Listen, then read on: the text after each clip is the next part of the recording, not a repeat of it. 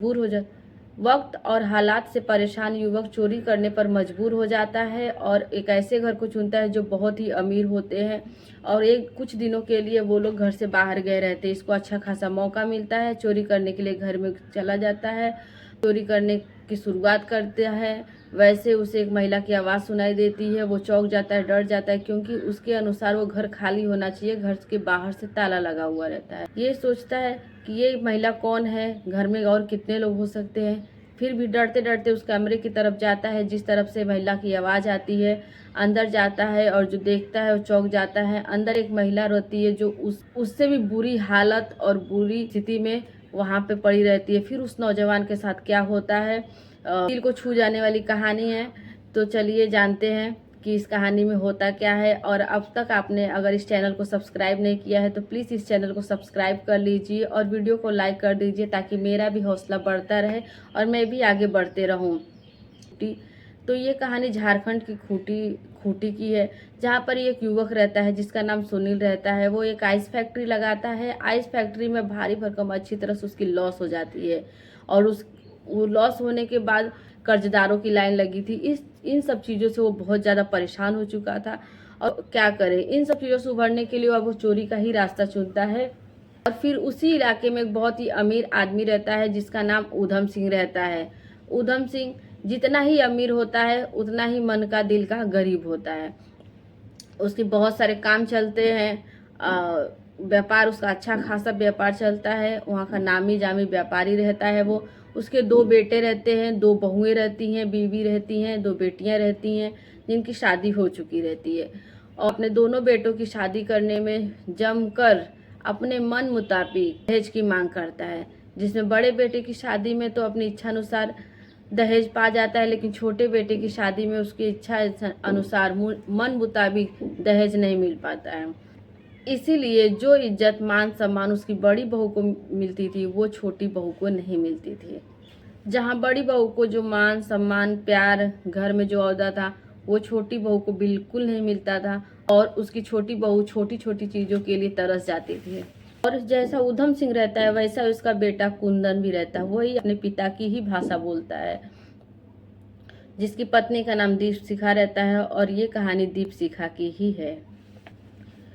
एक तो इसके साथ दुर्व्यवहार किया जाता है, उसके बाद भगवान भी इसका साथ नहीं देता है। भगवान ने भी इसके ऊपर दुख का बहुत बड़ा पहाड़ डाल रखा था, क्योंकि इसकी तबीयत खराब रहती है, कुछ खाती पीती भी नहीं, और जो खाती पीती भी है वो भी इसके शरीर को नहीं लगता है, क्योंकि बहुत ज़्यादा ही चिंतित रहती है, परेशान रहती है, क्योंकि इसके साथ जो दुर्व्यवहार जो अत्याचार परिवार वाले करते हैं वो शायद कोई नहीं सह पाएगा। और नतीजा ये निकलता है कि वो चिंता करते करते धीरे धीरे वो इतनी बीमार पड़ जाती है कि उसे टीबी की बीमारी हो जाती है। और जब उसको खांसी और बुखार आने लगती है, लगातार उसकी परेशानियां बढ़ते जाती है, तो उसका पति भी बोलता है, कुंदन जो कुंदन रहता है बोलता है कि तू जा अपने मायके और तू अपना वहीं पर इलाज करवा। उसका पति बाजार से सस्ती दवाइयाँ ला करके दे दिया करता था, जो कुछ टाइम तक तो थोड़ा आराम रहता था, जैसे बुखार उखार उतर जाता था, लेकिन उसकी जो परमानेंट बीमारी थी उस पर उसका कोई असर नहीं पड़ता था। पति तो पति, अब ससुर भी बोलने लगा था कि तू यहाँ से जा, तू अपने मायके जा, तू वहीं पे रह, वहीं पे अपना इलाज करा। दीप शिखा बोलती है कि नहीं, मैं कहीं नहीं जाऊंगी, मैं यहीं रहूंगी। तो वो लोग बोलते हैं, उसके ससुराल वाले बोलते हैं कि अपने मायके नहीं जाएगी तो तू क्या यहीं मरेगी और मरने के बाद भी हम लोग को सताएगी। बोलती है जीते जी तो मैं आप लोग का कुछ कर नहीं पाई, तो मरने के बाद क्या ही करूँगी, मैं क्या कर सकती है, मैं कहीं नहीं जाऊँगी, जो कुछ भी होगा मेरा यहीं पे होगा। जो ऊधम सिंह रहता है वो बोलता है कि तू मायके नहीं जाएगी, अगर यहाँ मर गई तो तेरा काम क्रिया कौन करेगा। बोलती है मैं मरने के बाद देखने थोड़ी आऊँगी कि मेरा काम क्रिया कौन कर रहा है कि नहीं कर रहा है। वो भी मायके जाने से इनकार कर देती है। वो भी ठान ली रहती है मन ही मन कि जो भी होगा उसका यही होगा, क्योंकि कहीं ना कहीं उसकी भी मजबूरी रहती है और ये लोग भी उसका इलाज नहीं करवाते हैं।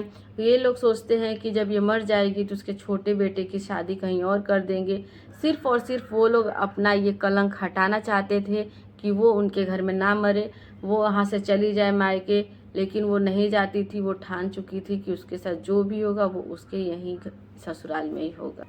फिर हार मान करके उसकी सास बोलती है कि कुछ तो इसका चेकअप करवा करके इसका जो पेपर वगैरह है रख लो, ताकि मरने के बाद लोगों को दिखाने के काम आएगा कि हमने इलाज तो करवाया था लेकिन वो नहीं बची, तो हम क्या करें, हम शायद हमारे या उसके नसीब में नहीं था जीना।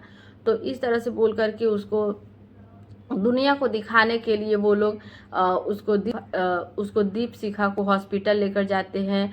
फिर वहाँ पे जो चेकअप करवाते हैं डॉक्टर, उनको बहुत ही डांट फटकार लगाती है कि अब तक तुम लोग कहाँ थे, इतनी गंभीर बीमारी हो गई है, इतनी ज़्यादा बढ़ गई है, अभी तक इसको क्यों नहीं दिखाया। तो कुंदन बोलता है कि देखिए जी, ये तो कुछ बताती ही नहीं थी हमें तो पता ही नहीं चला इसको कब क्या हो गया। ये सब बोल करके उसका जो भी चेकअप वगैरह होता है, ब्लड का, एक्सरे का, यूरिन वगैरह का जो भी रहता है, जो प्रोसीजर रहता है हॉस्पिटल का, जो डॉक्टर्स का, तो उसके अनुसार उसका चेकअप हो जाता है। और ये भी दीपशिखा भी कुछ नहीं बोलती है। लोग ने इतना डराया और धमकाया था, ये डॉक्टर का जवाब भी हाँ ना, हाँ हूँ ना में ऐसे ही जवाब देती थी। अनुसार उसका और रिपोर्ट के अनुसार उसको मेडिसिन दे देते हैं और डॉक्टर बोलते हैं कि इसको 2 साल तक कंटिन्यू दवा चालू रखना है, भी जाके ये कहीं ठीक होंगी, और हो सकता है ना भी ठीक हो, इसलिए बिल्कुल लापरवाही नहीं करनी है। डॉक्टर मेडिसिन लिख देते हैं लेकिन ये लोग मेडिसिन नहीं लेते हैं, ये लोग मेडिसिन नहीं लेते हैं, चले आते हैं। सिर्फ लोगों को दिखाने के लिए ये लोग चेकअप करवाते हैं, पेपर्स और चेकअप का रिपोर्ट अपने पास रखते हैं, और ये लोग मेडिसिन नहीं लेते, घर पे चले आते हैं। दीपशिखा भी ठान चुकी होती है कि उसे इस घर में मरना है तो मरना है, इसलिए उसे किसी से कोई गिला और शिकवा नहीं थी। एक दिन ऊधम सिंह का परिवार किसी शादी में जाने की तैयारी करता है और जाने से पहले लोग बोलते हैं कि तू भी अपने मायके चली जा और तू अकेले यहाँ क्या करेगी। दीपशिखा बोलती है कि मैं कहीं नहीं जाऊंगी, आप लोग को जहाँ जाना है वहाँ जाइए, मैं अकेले ही घर में रहूंगी। फिर उसका पति कुंदन बोलता है कि तू अकेले यहाँ क्या करेगी, दीप नहीं तो हम लोग घर के बाहर से ताला मार कर जाएंगे। तो दीपशिखा बोलती है आपको ताला मार के जाना हो या जैसे मर्जी वैसे आप लोग जा सकते हैं। मैं दीपशिखा पहले भी घर से बाहर नहीं जाती थी, तो अकेले घर में ही रहती थी, तो उसको लगता है जब मुझे बाहर किसी चीज़ की ज़रूरत ही नहीं पड़ती है तो मैं घर में अकेले भी रह सकती हूँ। ये लोग भी यही सोचते हैं कि हाँ, ये तो घर से बाहर जाती नहीं है, तो घर के बाहर से ताला मार कर शायद रह लेगी। और जब ये लोग 2 गाड़ी भर करके बाहर जा रहे होते हैं, तब सुनील नाम का जो लड़का रहता है उसकी नज़र इनके ऊपर पड़ती है और ये सोचता है कि ये सभी लोग कहाँ जा रहे हैं। ऊधम सिंह का एक दुकान भी रहता है जिस पर लोग जाने से पहले एक पोस्टर लिख करके चिपका देते हैं कि ये दुकान 3 दिनों के लिए बंद रहेगी। तो और उस पर एक नंबर भी लिखा रहता है जिस पर सुनील कॉल करके पूछता है कि मुझे कुछ कपड़े लेने हैं, कब तक दुकान खुलेगी। तो ऊधम सिंह बोलता है कि देखो ये 3 दिन के लिए दुकान बंद रहेगी, आप चौथे दिन आ करके कपड़े, जो भी कपड़े लेना रहेगा वो ले लेना। सुनील को कोई कपड़े तो लेना नहीं रहता है, वो सिर्फ कंफर्म करना चाहता है कि कब तक ये लोग घर से बाहर रहेंगे। और सुनील चोरी का पूरा मन बना लेता है और वो चोरी करने के लिए उसके घर पे पहुंच भी जाता है। देखता है कि घर के बाहर ताला लगा हुआ है और वो रात के 10 बजे घर के अंदर पहुंच भी जाता है। वो जाता है, सोचता है कि अब मैं आराम से यहाँ पे छानबीन करके लूटपाट करूँगा, यहाँ पे कोई आने वाला नहीं, उसे कोई डरने की कोई बात नहीं है, क्योंकि जो वहाँ जो उसका घर का मालिक है वो 3-4 दिनों के लिए घर से बाहर है, तो जिसमें इसको अच्छा खासा मौका मिला है, वो अच्छे से लूटपाट करेगा। और वो बहुत ही अमीर कारोबारी का घर रहता है। अब जैसे ही वो एकदम तैयारी करता है लूटपाट करने की, वैसे ही एक महिला की आवाज़ उसके कानों में पड़ती है। जैसे ही उस महिला की आवाज़ उसके कानों में पड़ती है वो डर जाता है। उसके अनुसार वो घर खाली रहना चाहिए, उस घर में कोई भी नहीं रहना चाहिए, क्योंकि बाहर ताला लगा हुआ था वो थी। और वो सिर्फ एक ही बात बोल रही थी, आते हुए सिर्फ एक ही बात बोल रही थी, पानी पानी। दीपशिखा एक कमरे में करा रही थी, तड़प रही थी, बुखार था, तप रहा था, खांसी। डरते हुए उस कमरे की तरफ जाता है जिस तरफ से दीपशिखा की आवाज़ आती है। सुनील चौंक जाता है, वो देखता है कि एक कमरे में एक खाट पर सोई हुई महिला है और सोचता है कि कहीं इस घर में कोई और व्यक्ति तो नहीं है, इस महिला के साथ कोई और पुरुष तो नहीं है, क्योंकि एक इतने बड़े घर में सिर्फ एक महिला तो रह नहीं सकती। लेकिन दीपशिखा की तड़पती हुई आवाज़, कराती हुई आवाज़ सुनकर कुछ समय में समझ जाता है कि यहाँ पे शायद कोई नहीं है, वो अकेले है। फिर वो सोचता है कि ये अकेली महिला मेरा कर ही क्या लेगी, मैं चलता हूँ, सबसे पहले इसके ही जेवरात लूटूंगा। यही यही सोच करके वो कमरे के अंदर जाता है, और अंदर जाता है तो देखता है कि दीपशिखा की आंखें बंद थी, वो तड़प रही थी, उसकी शरीर की गर्माहट आज दूर तक जा रही थी। वो धीमी आवाज में पानी पानी बोल रही थी, उसके कपड़े अस्त व्यस्त थे। और अब सुनील को उस नौजवान महिला को देखकर बिल्कुल रहा नहीं जाता है, देखे माथे पर अपना हाथ, और जैसे ही उसके माथे पर सुनील का हाथ पड़ता है, दीपशिखा चौंक जाती है, उसकी अपनी आंखें खोलती है तो सुनील दिखाई देता है। और सबसे पहले वो अपने अस्त व्यस्त कपड़ों को सही करती है, और दीपशिखा बोलती है कि तुम कौन हो। सुनील कहता है कि तुम मेरी तो छोड़ो, पर तुम्हारी तबीयत तो बहुत ज़्यादा खराब है, और तुम कौन है। दीपशिखा कहती है मेरा ही घर है। सुनील कहता है पर तुम्हारी तबीयत तो बहुत गंभीर है, तुम्हारी हालत तो बहुत खराब है, तुम्हारा तबीयत ऐसे कैसे हो गया, तुम्हारे पास कोई दवाई नहीं है। दीपशिखा फिर बोलती है कि हाँ, लेकिन तुम हो कौन।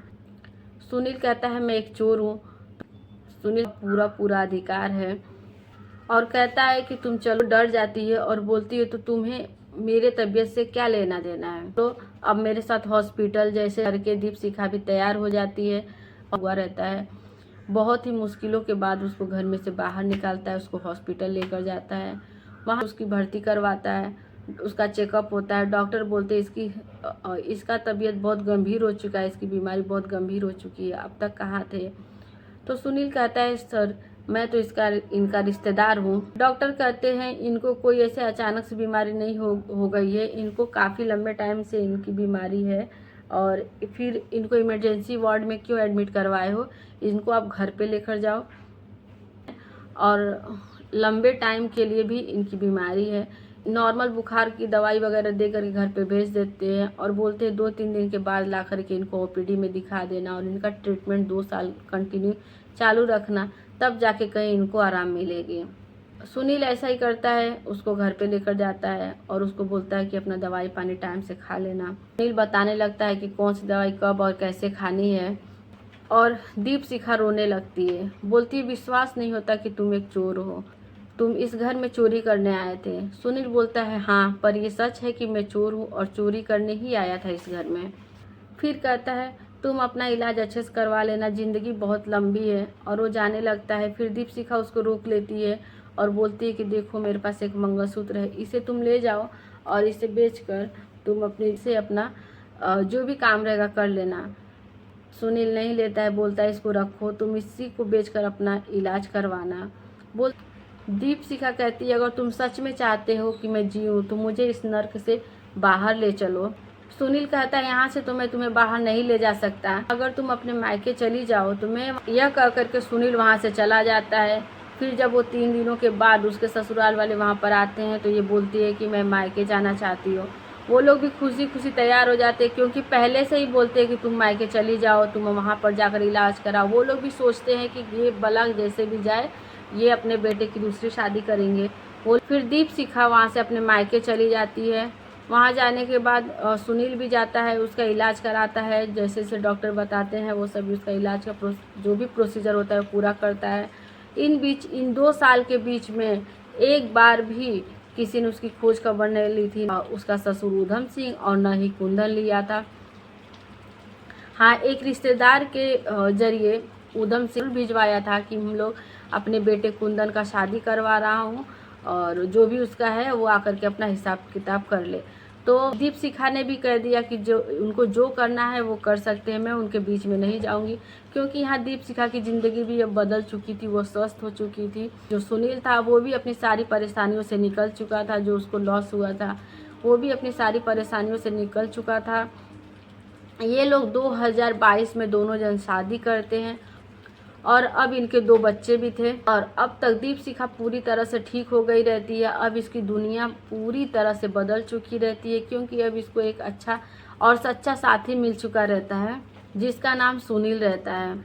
और अब ये लोग 2022 में दोनों लोग शादी कर लेते हैं। अब इनको 2 बच्चे भी हैं। दोनों पति पत्नी दीपशिखा और सुनील एक साथ रहते हैं, बहुत ही खुश रहते हैं एक दूसरे के साथ। तो ये रही दीपशिखा और सुनील की कहानी। दीपशिखा और सुनील की कहानी आप लोग को कैसी लगी कमेंट करके ज़रूर बताइएगा। और अगर इसी तरह का वीडियो और कहानी देखना चाहते हैं, सुनना चाहते हैं तो प्लीज़ चैनल को सब्सक्राइब कर लीजिए और वीडियो को लाइक कर लीजिए। तरह का अच्छा से अच्छा कहानी आप लोग के बीच में लाती रहूँ। मिलते हैं किसी नेक्स्ट वीडियो में। बाय। राधे राधे। जय श्री कृष्ण।